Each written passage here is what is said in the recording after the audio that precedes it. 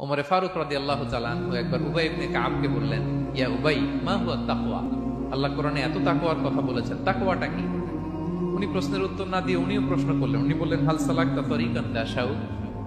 ইয়া আমিরাল মুমিনিন, আপনি কি কখনো মরুভূমিতে কাঁটাযুক্ত রাস্তা দিয়ে হেঁটেছেন? উনি বললেন, হেঁটেছি।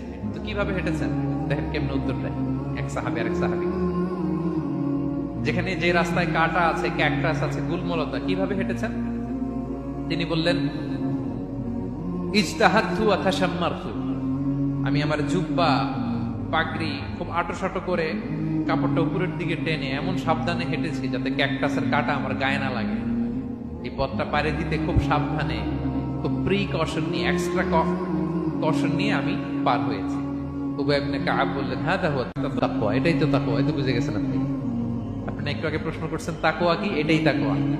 বলে, তাই নাকি? তিনি বললেন, হ্যাঁ। তিনি বললেন, দুনিয়ার চলতি পথে ডানে বায়ে এরকম অনেক পাপের হাতছানি আপনাকে স্পর্শ করতে চাইবে। ওই যে কাঁটাযুক্ত রাস্তা দিয়ে আপনি যেভাবে সাবধানে, কাঁটা যাতে গায়ে না লাগে, খুবই প্রিকশন নিয়ে হেঁটেছেন, এই দুনিয়ার পুরো জার্নিটা যদি এইভাবে চালাতে পারেন তাইলেই আপনি মুত্তাকি। সুবহানাল্লাহি ওয়া বিহামদিহি।